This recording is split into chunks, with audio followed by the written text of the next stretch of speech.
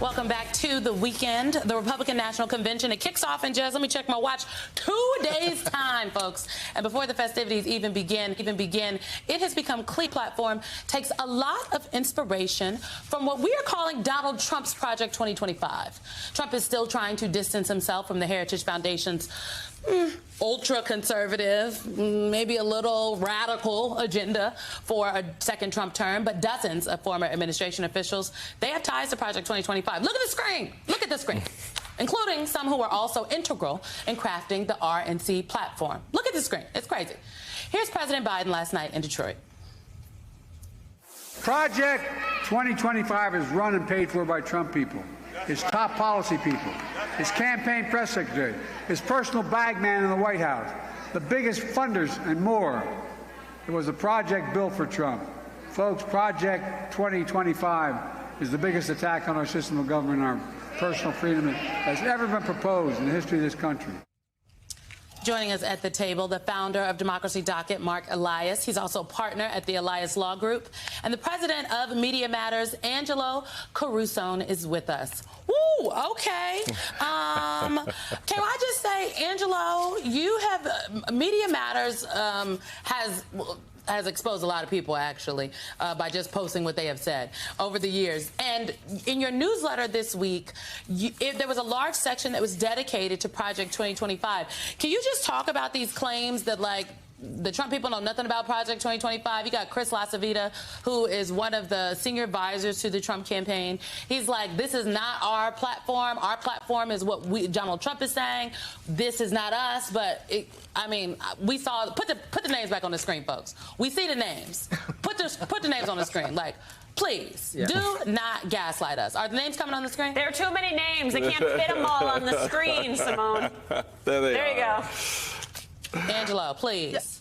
Yeah, I mean, look, I think I'll start with saying, let's even say everything they're saying is true. They have no idea about Project 2025, which obviously is false. It wouldn't matter anyway. And here's why, because one of the things that Project 2025 is doing, and this is the one thing that all of the Trump stuff is aligned on, is that they're going to invoke Schedule F, fire thousands of federal employees, and they're going to need to replace them. Yes. And the only place that has the repository and the database, they're already compiling the personnel to replace them with. So Project 2025 already has that one thing. So even if Trump doesn't know anything about it, it would make no difference because Project 2025 is going to staff the Trump administration. But beyond that, I mean, you had Kevin Roberts just this week, after Trump's initial disavowal, going on right-wing podcasts and saying, we understand the political tactic, the maneuvering that Trump is needing to do here. We're not concerned. You don't need to be concerned, meaning don't cannibalize them, that they're doing this for politics. Just 2 days ago, Kevin Roberts was on another radio show where he was talking about the fact that the Trump campaign and the Project 2025 staff have been working arm in arm for the past year as they develop these policies. Angelo, my friend, just so that you don't have to recap it, let's play the audience the sound so they can hear it from the horse's mouth. It's E2, guys. Because our country is going to hell.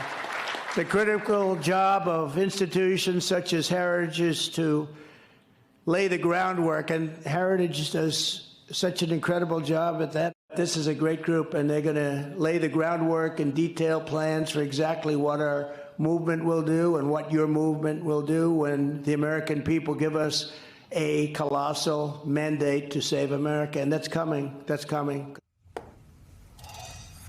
28. I mean, Trump teased it. Trump teased it. And I'll give one last misinformation that's been out there and is really everywhere these days.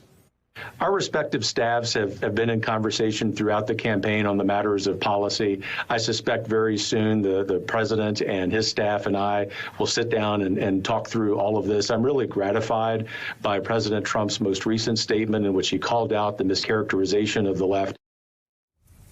Angelo, I hand it back to you, but there it is. You didn't have to sum it up yourself. Thank you. Yeah, I mean, there you have it. I mean, and that came after the initial disavowal. So they sort of know they're in it. They're in cahoots here. It's political maneuvering, and that's because they know that every time people find out something about Project 2025, they don't like it, regardless of their politics. There's a lot of the revenge part that Trump's people like, but there's a lot in there that Trump's people won't like getting rid of 30-year mortgages. I mean, there's everything time somebody learns something new about Project 2025, they walk away from it. So, of course, they don't want to embrace it, and they're going to run. But it is the associations are there. This is what the future looks like, and we have a keyhole view right now.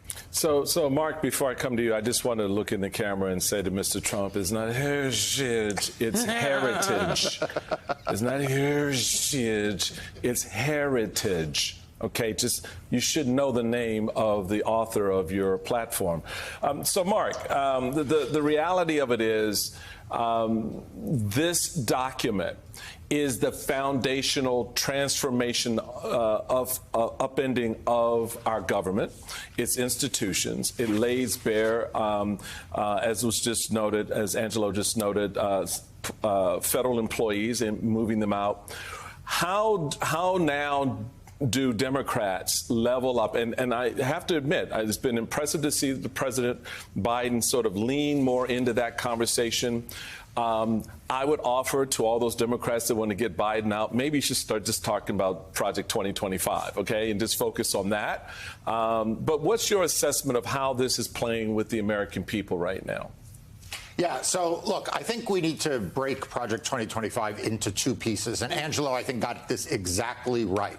There are the policy pieces, which are ridiculously unpopular, which, frankly, Donald Trump, who is not much of a reader, probably isn't even familiar with everything in the document. I'll give him props that he probably didn't read 920 pages. He may not have read 9 pages.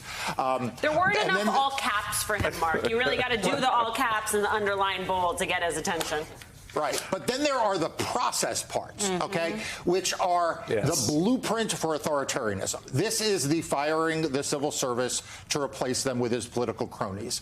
This is the taking control of every independent agency of the federal government so that they are not, in fact, independent, but rather are under the thumb of Donald Trump. This is the use of the Department of Justice and the IRS and DHS and every permitting agency by Donald Trump personally to exact revenge against his enemies and to reward his benefactors and himself personally. So I think we need to distinguish between those two things and realize that the second is, as Angelo said, where the action is and what is dangerous. And I think the more the American people hear that the policies are outrageously unpopular, but also that what Donald Trump is doing is setting up to be dictator not for a day, not for a week, but for the indefinite future, I think people will realize just how dangerous the stakes are this November. Well, and can I just say, Mark, is he not emboldened? He is in Donald Trump and his allies not emboldened by what the Supreme Court recently ruled in the last term about essentially saying he has absolute immunity, but also the Chevron doctrine, doing away with that, like taking this power away from the agencies to really make the decisions. Like the Supreme Court has made this blueprint a lot more tangible. Absolutely. And I wrote a piece about this for Democracy Docket, exactly this. So let's just review the bidding. The Supreme Court went out of its way on an expedited basis to overturn the Colorado Supreme Court's decision to keep him off the ballot. Remember, that was one they expedited because they needed to get it done in time for Donald Trump's calendar. Now, then what happened? The Supreme Court took away a valuable tool that the Department of Justice used to prosecute January 6th insurrectionists and gave a rhetorical point to Donald Trump that his supporters who were prosecuted were somehow wronged by the criminal justice system. Then we saw the Chevron case, the Loper case to overturn Chevron. For people in the audience, what they need to know is this is an assault on agency expertise and saying we don't want agency experts deciding cases. We want to give more free-willing power for people like Donald Trump and the judges he appoints. And then finally, of course, the immunity decision that said that Donald Trump can do virtually anything that he considers to be an official act in office and not be subject to criminal sanctions. So if you take those together, here's what you got, everyone. You've got Donald Trump is more fearless and emboldened because he can't be held accountable. His cronies are emboldened because the court has shown that it won't hold them accountable. That the states are powerless, like Colorado Colorado. And finally, the expert independent agencies are being gutted and being limited because the goal here is to create a unitary executive where Donald Trump can do whatever he wants if he's elected, which is why we can't let that happen this November. Angelo, I'd like to focus a little bit and get your thoughts on some of the election language that is found in the platform. It notes, we pledge to protect the voting rights of every citizen. We urge state and local officials to take all appropriate steps to allow voters to cast their ballots in a timely manner, yada, yada, yada. But let's skip down. We strongly oppose litigation against states exercising their sovereign authority to enact such laws. And those laws have to deal with securing photo identification and things like that. What strikes me about that is, so if a state crimes, in other words, actively denies ballot access to, I don't know, black and brown people, and there's evidence of that. This language says, oh, we oppose any litigation to challenge those actions. How should we be reading? Am I just being too narrow in my reading here, or is there a broader approach that they're trying to achieve here?